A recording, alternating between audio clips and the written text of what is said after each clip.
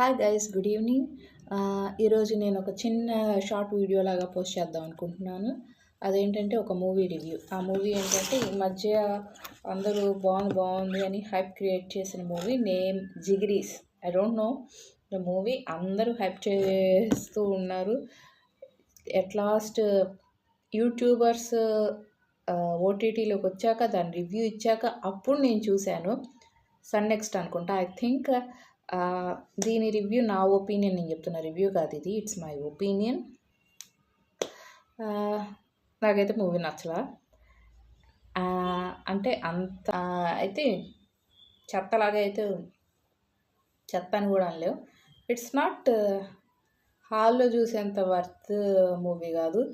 నేను ఓటీటీలోనే స్కిప్ చేస్తూ జరుపుతూ వెళ్ళాయి. ఎందుకంటే చాలా lengthy movie, 2 hours 27 minutes movie.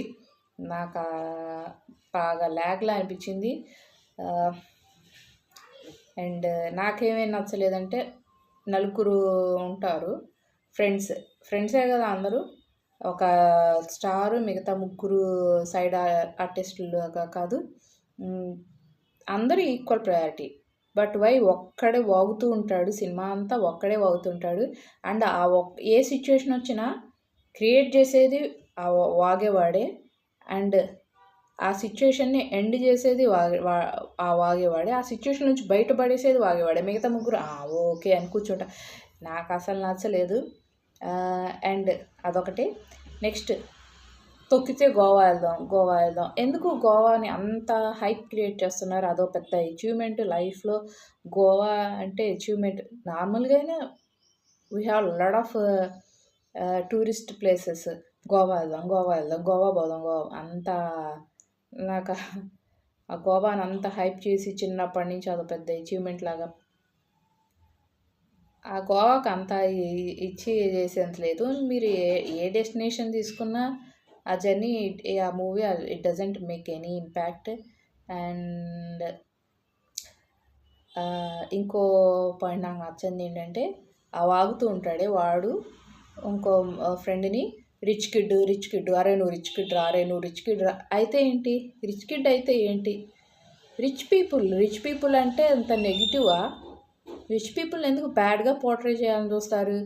మీకు ప్రొడ్యూసర్ డబ్బులు ఇవ్వకపోతే మీరు మూవీలో నటిస్తారా? మీకు కావాల్సింది అల్టిమేట్ డబ్బులేగా.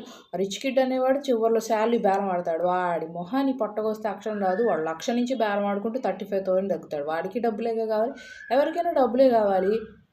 రిచ్ కిడ్ డబ్బులు ఉన్నంత మాత్రాన వాళ్ళు బ్యాడ్ అన్నది కాదు. డబ్బులు లేని వాళ్ళందరూ మహాత్ములని కాదు. అందరూ అన్ని ఉంటారు. సో ఒకే ఒక్క పాజిటివ్ పాయింట్ ఏంటంటే, నాకు చివరిలో ఆ ఫ్రెండ్ ఒకళ్ళు చనిపోతారు కదా, అప్పుడు ఏడుపు వచ్చింది. లిటరల్లీ నాకైతే ఏడుపు వచ్చింది. ఆ ఒక్క సిచ్యువేషన్లో నేను ఆ సాంగ్ వెనక జరుగుతూ ఉంటుంది, నేను అప్పుడు ఏడుస్తూనే ఉన్నా. Because I'm sensitive.